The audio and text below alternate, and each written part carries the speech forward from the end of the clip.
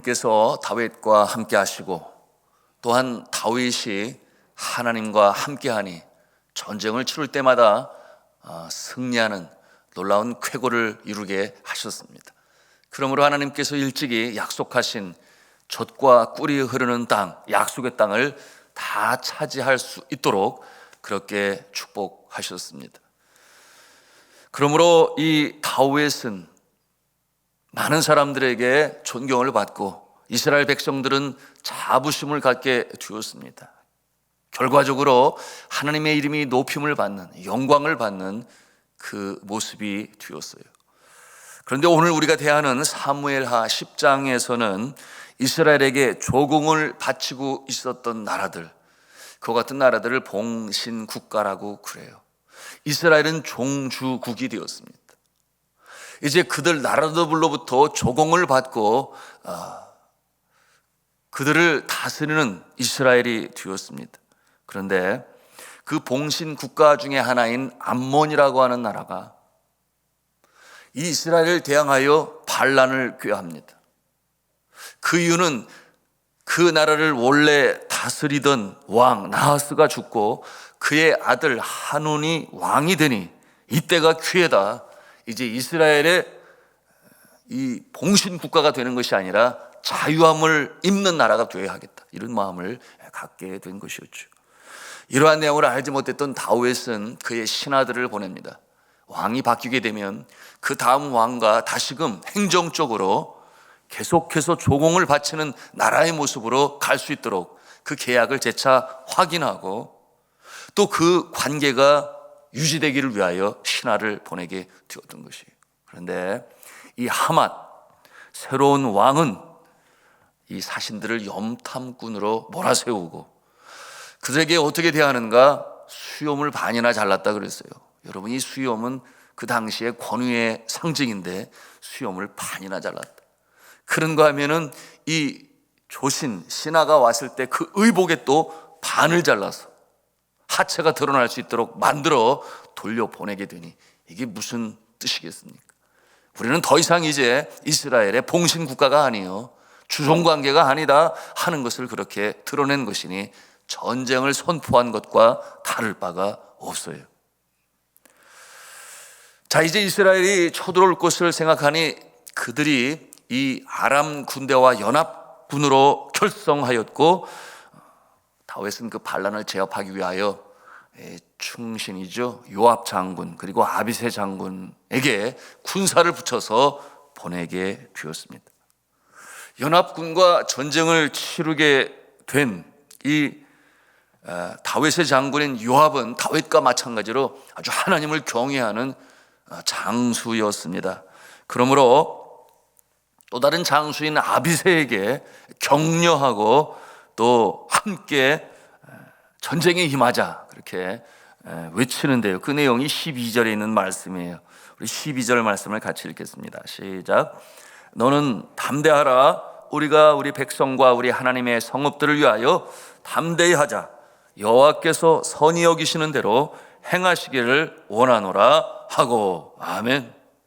자, 이 말씀에서 하나님의 성읍들을 위하여 라고 선포하고 있으니 여러분, 원래 그 암몬 땅이 요단강 동편에 있는 땅인데 그 땅은 출애굽하여 모세와 여호수아에게, 그렇죠, 여호수아에게 그 땅을 기업으로 줄 것이니 그 땅은 두 지파 반, 그 암몬 땅이 그렇다고 하는 것입니다.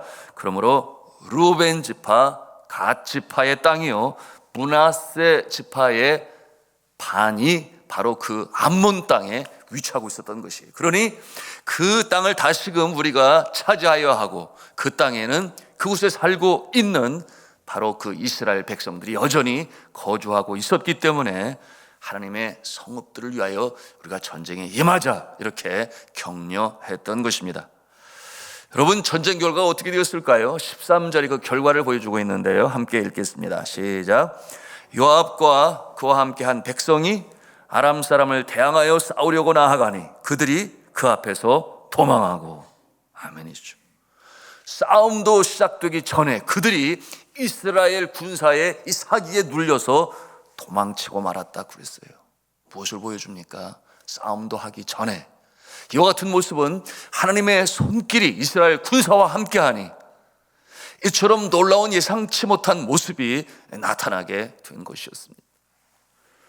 그런데 이들이 포기하지 아니하죠. 다시금 연합군을 결성합니다. 그러므로 전쟁을 치르고자 하는데요, 아람 나라의 하닷 에셀 왕은 군사를 모읍니다. 아람 나라가 굉장히 방대해요. 그러니 그 아래에 있는 여러 봉신 왕들의 군사들을 모으고, 그리고 군사령관으로 소박을 내서 요단강을 건너서, 그렇죠, 동편에서 서쪽으로 요단강을 건너서 헬람이라고 하는 곳에 진을 치게 되었습니다. 이것은 이스라엘로 보면 굉장한 위기죠. 그러므로 다윗 왕이 이제는 직접 전쟁의 사령관이 되어 나서게 됩니다. 그 결과가 또 어떻게 되었을까요? 우리 17절 18절 말씀을 함께 읽겠습니다. 시작. 어떤 사람이 다윗에게 알림해 그가 온 이스라엘을 모으고 요단을 건너 헬람에 이르매 아람 사람들이 다윗을 향하여 진을 치고 더불어 싸우더니 아람 사람이 이스라엘 앞에서 도망한지라 다윗이 아람 병거 700대와 마병 4만 명을 죽이고 또 그 군사령관 소박을 치매 거기서 죽으니라. 다윗이 대승을 이룹니다. 그와 같은 전쟁을 통해서 아람 군대 병거 700대와 마병 4만 명을 죽였다 그랬어요. 대승을 한 것이죠. 군사령관 소박이 그 전쟁에서 죽습니다. 그 전쟁에서 대패한 이 아람 나라, 이제 이 왕과 봉신왕들이 두려워 떱니다. 그러니 반란을 멈추고 다시는 이스라엘과 전쟁을 하는 것이 아니라 화친의 관계로 돌아가게 되니 봉신 국가의 모습으로 돌아갔어요. 그리고 마지막 절 19절을 통해서 우리가 보게 되니 더 이상 암몬 나라를 돕지 않는 그 모습이에요. 우리 함께 19절 말씀을 읽습니다. 시작. 하닷 에셀에게 속한 왕들이 자기가 이스라엘 앞에서 패함을 보고 이스라엘과 화친하고 섬기니 그러므로 아람 사람들이 두려워하여 다시는 암몬 자손을 돕지 아니하니라. 이 암몬 족속의 요청으로 인하여 연합군을 결성했던 이 아람 왕국 하닷 아셀 왕은 더 이상은 이제 연합군으로 합치지 않아요. 다윗을 두려워합니다. 이 이야기가 오늘 10장에서 우리에게 보여주고 있는 이 아람 나라와 연합군 그리고 이스라엘 나라의 전쟁의 내용인 것입니다. 여러분, 이 말씀을 통해서 우리가 배우는 것이 무엇이겠습니까? 오늘 말씀을 통해서 우리가 배우는 영적 교훈, 그것은 하나님의 택한 백성들은 하나님을 전적으로 의지하고 따를 때에 하나님께서 도우시니 전쟁에서 패하지 않는다라고 하는 내용을 오늘 이 말씀을 통해서 우리에게 가르쳐 보여주시는 것입니다.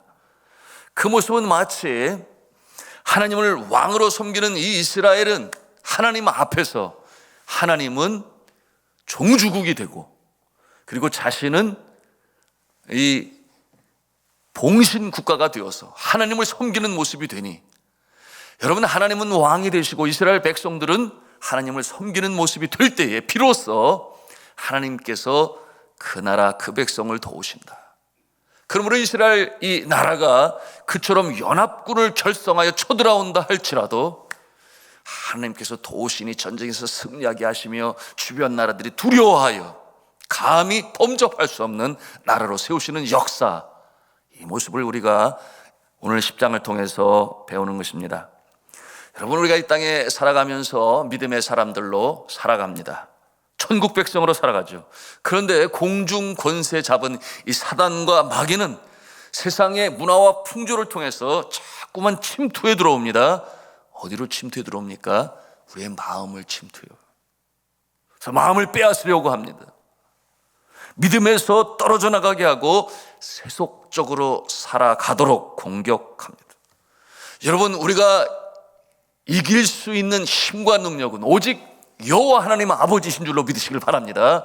그럴 때일수록 더욱 주를 따르고 순종하며 계명을 지키며 나가는 자, 하나님이 함께 하시니 아무리 세상 세파 풍조가 침투한다 할지언정 우리의 마음을 빼앗을 수 없다 하는 것이 오늘 말씀을 통해서 우리가 배우는 영적 교훈인 것입니다.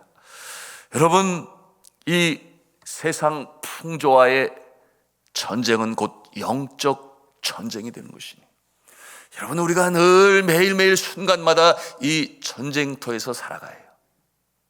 우리가 부인할 수가 없습니다. 세상의 유혹은 얼마나 매혹적인지 몰라요. 이생의 자랑, 육신의 정욕, 안목의 정욕이 우리의 마음을 침투합니다. 그러나 그때에 이처럼 종주국으로 하나님의 왕국을 섬기는 자들, 이와 같은 자들의 심령 가운데에는 주님이 함께 하신다. 여러분, 예수 그리스도의 십자가의 보혈이 우리의 능력이 되는 줄로 믿으시기를 바랍니다. 성령님께서 사령관이 되시는 줄로 믿으시기를 바랍니다. 그러므로 우리가 전신갑주를 입는 것이에요. 전신갑주를 입고 이 전쟁터에서 승리합니다. 구원의 투구라고 그랬지요. 의의 흉배, 믿음의 방패, 진리의 허리띠, 그리고 복음의 신발이라고 그랬습니다. 그리고 성령의 검을 든다 그랬으니, 성령의 검은 곧 적진을 회파하는 것이니 말씀이라고 그랬어요. 예수 그리스도께서 광야에서 시험을 받으실 때에 말씀으로 승리하신 것처럼 성령의 검, 곧 이는 하나님의 말씀이라. 이와 같은 전신갑주를 입고 나아갈 때 승리하는 줄로 믿으시길 바랍니다. 예수 그리스도께서 이 땅에 강림하셨을 때에 죄와 저주와 사망의 권세를 이기셨습니다. 그리고 하나님의 나라가 시작되었다라고 하는 것을 선포하셨어요. 그래서 우리가 하나님의 나라를 이뤄가는 일에 정병이 됩니다. 그리스도의 군사라는 표현을 또 사용합니다. 여러분, 우리가 이와 같은 모습으로 이 땅에 병든 세상을 치유하고 모든 영역 가운데 뜻이 하늘에서 이룬 것 같이 이 땅에서도 이루어지는 일에 주께서 우리를 사용하시는 줄로 믿으시길 바랍니다. 그러므로 하나님의 통치, 하나님의 다스림, 하나님의 나라가 이루어지는 일에 모든 영역 가운데 정치, 경제, 사회, 문화, 예술, 교육, 국방, 스포츠 모든 분야에 주의 백성들을 보내시고 오늘도 일하게 하시지요. 그리고 그것이 하나님의 뜻이 이루어지는 장소가 되기를 바라시는데, 여러분, 우리가 이 일로 부름받은 정병인 줄로 믿으시기를 바랍니다. 전신갑주를 입어야 돼요. 사단 마귀가 대적하지요. 오늘 성경 본문에 바로 이 암몬과 하나님을 경외하지 아니하고 이스라엘 택한 백성들을 멸시하는 연합군으로 결성하여 하나님의 택하신 나라요 백성들을 대적합니다. 여러분, 우리 믿음의 사람들에게도 이와 같은 모습이 나타난다 말씀을 드렸어요. 여러분, 이 중대한 일로 우리가 전신갑주를 입어야 한다 말씀을 드렸습니다. 밀려 들어오는 세상 풍조, 대세, 여러분, 우리가 거기에 휩쓸려 떠내려가지 말아야 하는데요, 그러기 위해서는 기독교인의 정체성을 지키는 일이 너무나도 중요합니다. 세상 풍조에 휩쓸려 믿는 자인지 아닌지 구분할 수 없는 그런 모습은 승리할 수 없어요. 산후의 독리가 되어야 하고 등경의 등불이 되어야 하고 어둠의 빛이 되어야 하고 썩어져가는 세상의 소금이 되어야 할 우리의 정체성을 지키는 일이 곧 영적 전투에서 가장 중요한 이유가 되는 것입니다. 예수님이 그러셨잖아요. 너희는 세상의 빛이다. 너희는 세상의 소금이다. 왜 소금이라 그러셨어요? 짠맛을 잃지 아니하는, 믿음을 버리지 아니하는. 그러므로 그 맛을 잃으면 어떻게 된다고 그랬어요? 버리워져서 세상 사람들의 하찮은 발에 밟히는 존재가 되고 말 것이다. 얼마나 참 엄중한 말씀이에요. 짠맛을 잃어버리면, 우리 예수 믿는 사람 내 그 정체성을 잃어버리면 이와 같은 가련한 신세가 되고 만다. 그렇게 예수님께서 말씀하셨습니다. 여러분, C.S. 루이스라고 하는 분이 계신데, 여러분 아시는 분은 아실 거예요. 영국 케임브리지 대학의 철학과 교수였는데요, 신앙의 심오한 내용을 아주 쉬운 이야기로 풀어낸, 그러므로 나니아 연대기라고 하는 그 소설은 영화로도 만들어졌죠. 20세기의 훌륭한 변증학자요 철학자로 알려진 이 C.S. 루이스는 청년의 때에 그러지를 못했어요. 그는 성공의 성도의 한 사람이었는데 청년의 때에 믿음을 잃어버렸습니다. 여러분, 그의 모습은 완전히 무신론자가 되었으니, 여러분, 오늘날 이 시대도 너무나 안타까운 것은 예수님 믿는 집안의 자녀로 성장하였지만 대학에 들어가서 교수의 가르침과 그를 따르는 여러 친구들의 그 떠내려가는 물살에 휩쓸려 떠내려가는 모습이 왜 없겠어요? 바로 이 C.S. 루이스라고는 탁월한 이 변증가도 그와 같은 모습이 되었습니다. 그러니 그 똑똑한 청년이 무신론자로 돌아섰으니 탁월한 논리를 가지고 하나님이 없다고 주장을 했어요. 여러분, 이처럼 사단 마귀는 끊임없이 공격을 합니다. 마음을 빼앗습니다. 믿음의 사람도 공격을 하고 믿음에서 떨어져 나가요. C.S. 루이스는 학자답게 19세기의 합리론, 진화론, 비교 종교론, 프로이드주의, 시대주의, 회의주의, 낭만주의를 섭렵하면서 그와 같은 내용으로 무신론에 자신의 입장을 펼치게 돼요. 그런데 그와 같은 내용들을 점점 깊이 들어가 보니 대충 아는 청년들은 거기 휩쓸려 떠내려가는데 정작 C.S. 루이스는 떠나지 않게 되었어요. 왜 그렇겠습니까? 하나님께서 그를 사랑하시네. 그 모든 사상들, 풍조들 깊이 들어갈수록 하나님이 더 확실하게 그 마음에 떠오르게 하니, 여러분, 세상 사람들은 그와 같은 사상들에 휩쓸려 떠내려가지만 그러나 이제는 반대편에 서서 믿음으로 회복이 되었으니 너무나 감사한 일인데요. 그가 쓴 책인 예기치 않은 기쁨이라고 하는 책자에서 이 C.S. 루이스는 그가 주께로 어떻게 다시 돌아오게 되었는가에 대해서 고백을 합니다. 헤딩턴 언덕으로 올라가는 버스 안에서 눈사람이 녹아내리듯 하나님을 받아들였다. 조금씩 녹아내리던 그 의심의 눈은 완전히 녹아져 버리게 되었어요. C.S. 루이스는 마침내 하나님을 창조주로 인정하고 그리고 예수님을 구세주로 영접하는 진정한 그리스도인으로 돌아오게 되었으니, 이 영적 전투에서 승리하였으니 어떻게 승리하였는지를 그처럼 책을 통해서 알리게 되었던 것입니다. 그러므로 20세기 최고의 변증 신학자의 모습으로 그 심오한 내용들을 쉬운 이야기에 담아 어린 아이들에게도 전하고 아주 심오한 철학자들에게까지도 주의 복음을 증거하는 자가 될 수 있었습니다. 여러분, 저는 오늘날 이 영적 전투의 가장 최전방에서 싸우는 자가 누구인가? 선교사들이라고 말할 수 있겠습니다. 그런가 하면 그 영적 전쟁터에서 가장 힘들고 지치고 그리고 후퇴하는 자들은 누구인가라고 볼 때는 청년들이라고 저는 볼 수 있겠습니다. 청년들을 미전도 종족이라고 말하고 있어요. 먼 나라에 가서 미전도 종족에게 복음을 전하는 일도 귀하겠지만 오늘 이 대한민국 안에 미전도 종족이 있으니 누구냐? 청년들이라고 하는 거예요. 고등학교 때까지는 신앙생활을 잘하는 것 같은데 말씀드린 것처럼 교수들의 가르침에 현혹되고 그런가 하면 동료들의 떠내려가며 휩쓸려서 내려가는 그 모습이 오늘날 청년들의 마음을 얼마나 많이 빼앗아가는지 몰라요. 여러분, 우리가 이 새벽에도 기도하기를 원합니다.